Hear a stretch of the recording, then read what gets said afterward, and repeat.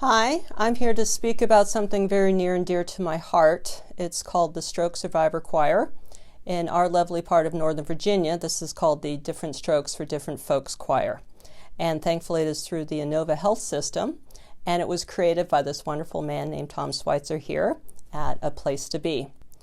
And I'm here to speak on behalf of my husband, who was a two-time stroke survivor. He also survived 4 brain surgeries. And so Ron was a unique individual in the fact that he started off as a musician. He was an oboist, and I'm a violist. So our background is very, very strong in music. And as time progressed and Ron got better, and incrementally we were able to be mobile and get out of the house and do a lot more therapies, the one thing that I found that I really was so grateful for was music therapy. I believe that in music therapy, it encompasses finally a holistic approach to the individual who's been traumatized by brain injury.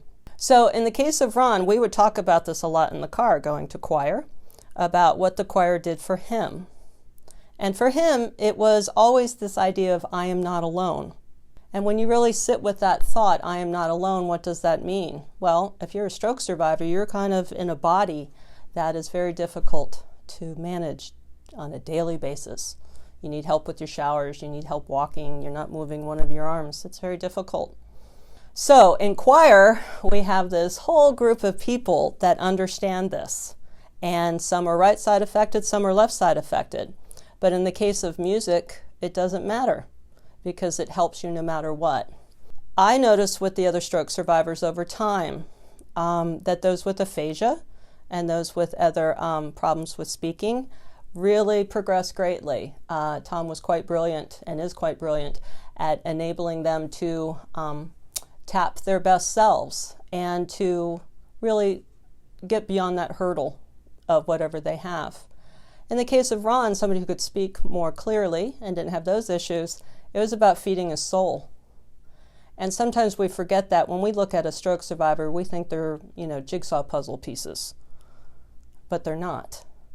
So to be in a group where everybody has the same intention, which is to get better, where everybody understands is you never give up, when they understand what it means to be a survivor and a warrior, to now say, okay, let's sing.